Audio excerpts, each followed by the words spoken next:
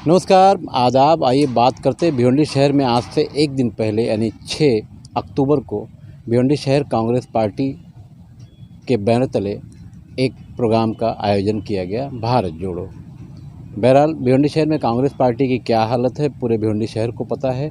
ऊपर की जो कमांड है, हाई कमांड ने इस पूरे प्रोग्राम को संभाला और इस ख़ास मौके पर भारत के मशहूर व मारूफ शायर इमरान प्रतापगढ़ी जो कांग्रेस पार्टी के सांसद भी हैं, वो भी यहाँ पहुँचे।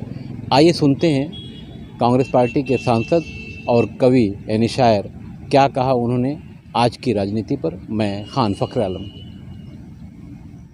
महाराष्ट्र ने जो इस्तकबाल किया, जो स्वागत किया, जो मोहब्बत उस यात्रा को दी है, चाहे वो नांदेड़ की रैली हो या शेगांव की रैली हो, वैसा मंजर पूरे हिंदुस्तान में हमने और कहीं नहीं देखा।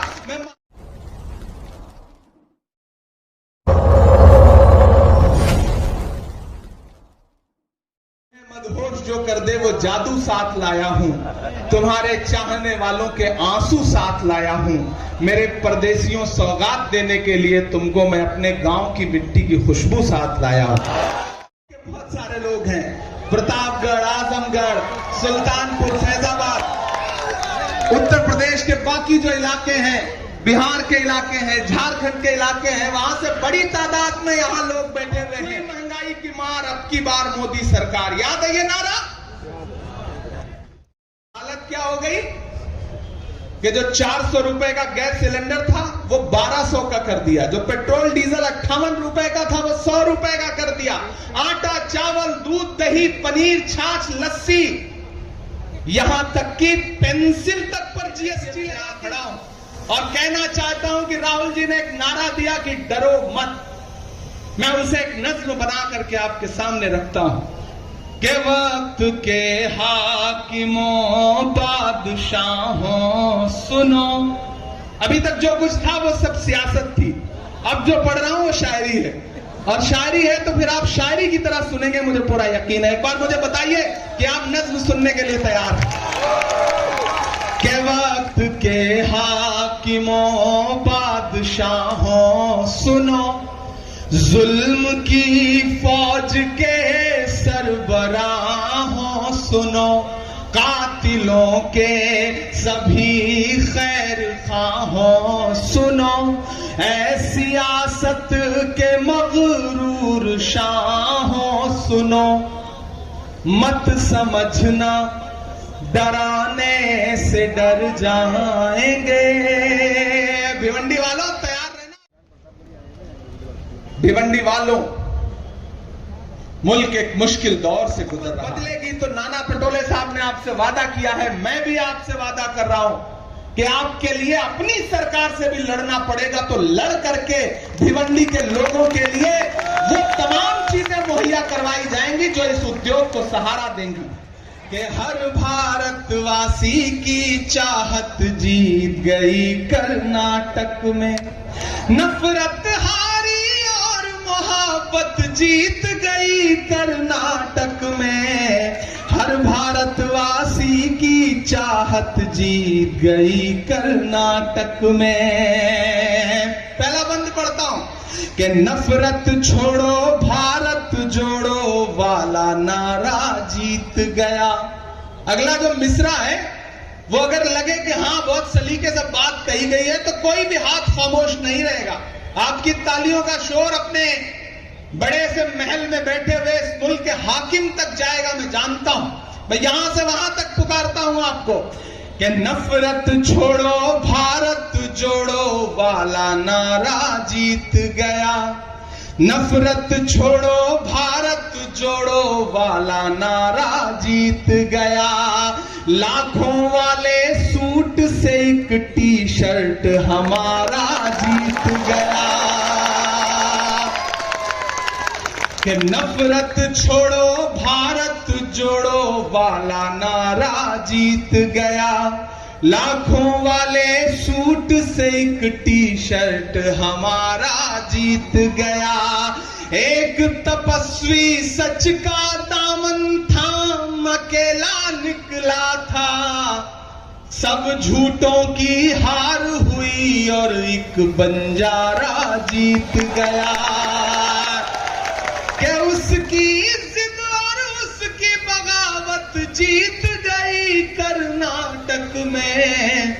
नफरत हारी और मोहब्बत जीत गई कर्नाटक में। नफरत हारी और मोहब्बत जीत गई कर्नाटक में। वही ताकत, वही जज्बा, आपकी मोहब्बत को सलाम करता हूं। कहां सोया है चौकीदार, कहां सोया है चौकीदार, कहां सोया है चौकीदार, कहां सोया है चौकीदार। पेट्रोल और डीजल की कीमत रही सैकड़ा मार, कहां सोया है चौकीदार, कहां सोया है चौकीदार। कि गैस सिलेंडर की कीमत भी 1000 के पार, कहां सोया है चौकीदार, कहां सोया है चौकीदार। कि चाय बेचने वाला पूरा भारत बेच रहा है। पिछले दिनों बहस खड़ी कर दी साहब ने, इंडिया भारत, ये जो लड़ाने का हुनर है वो किसी में नहीं है।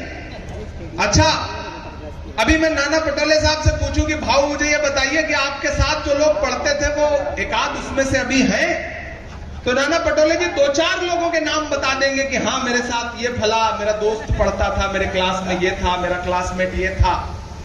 लेकिन साहब ने पॉलिटिकल एंटायर साइंस में पोस्ट ग्रेजुएशन किया है, लेकिन आज तक पूरे भारत में एक आदमी भी ऐसा निकल के नहीं आया जो ये कहता हो कि मैंने साहब के साथ पढ़ाई की है। फिर वो कहेंगे कि मैंने वडनगर में चाय बेची है। मुझे पूरे भारत में एक भी आदमी नहीं मिला जिसने कहा हो कि हाँ मैंने उनकी बेची हुई चाय खरीद के पी है। नहीं मिला कोई। मैं शायर हूं, मैं इशारे में बात कहने की कोशिश कर रहा हूं कि चाय बेचने वाला पूरा भारत बेच रहा है। इसी काम में हासिल उसे महारत बेच रहा है। कि रेल बिक गई, तेल बिक गया, बिका हवाई अड्डा। अगला जो मिसरा है, जो पीछे तक लोग खड़े हैं, आप ये मत समझिए कि मैं आपको देख नहीं पा रहा हूं। आप ये जो पेड़ खड़े हैं, दरख्त हैं, उनकी ओट से भी मैं आपको महसूस कर रहा हूं। अगले मिसरे पे मैं एक नाम लूंगा और आपके हाथ उठ जाएंगे। मैं पढ़ता हूं कि रेल बिक गई, तेल बिक गया, बिका हवाई अड्डा। सब कुछ बिकता देख के खुश हैं अपने जेपी नड्डा।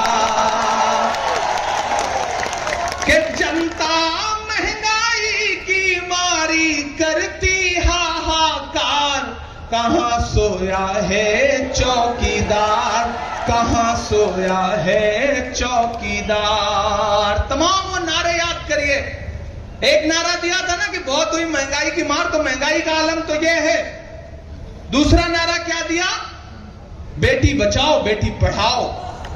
भिवंडी वालों, उस नारे की सच्चाई ये है कि हमारी आंखों ने कठुआ देखा, जहां एक 6 साल की बच्ची आसिफा का बलात्कार हुआ तो बलात्कारियों के समर्थन में भाजपाइयों ने रैली निकाली। उन्नाव में भारतीय जनता पार्टी का विधायक बलात्कार के आरोप में सजा काट रहा है। उस नारे की सच्चाई यह है कि लाल किले की प्राचीर पर खड़े होकर के, दीवार पर खड़े होकर के 15 अगस्त को प्रधानमंत्री ने महिला सुरक्षा और महिला सशक्तिकरण पर भाषण दिया और उस भाषण के महज 2.5 घंटे बाद गुजरात में बहन बिल्किस के बलात्कारी न सिर्फ रिहा किए गए बल्कि उनको मालाएं पहनाई गई। यह है उस नारे की सच्चाई। उस नारे की सच्चाई यह है कि हमने हाथरस में रात के 2 बजे जबरदस्ती एक दलित बिटिया जिसके साथ बलात्कार हुआ, उसकी लाश को जलाते हुए देखा।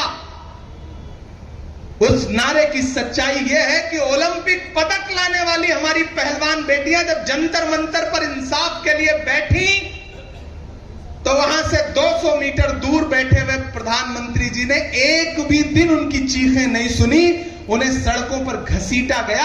यह है उनके नारे की सच्चाई। और अब उनके नारे की सच्चाई यह है कि हमारी आंखों ने वो मंजर देखा जिसे इंसानियत में कभी हम देखना भी पसंद नहीं करेंगे कि मणिपुर में न सिर्फ बेटियों के साथ बलात्कार हुआ बल्कि उनको बिना कपड़ों के हुजूम ने परेड करवाई। यह है उनके नारों की सच्चाई। भिवंडी वालों, उनके नारे कुछ और होते हैं, बातें कुछ और होती हैं।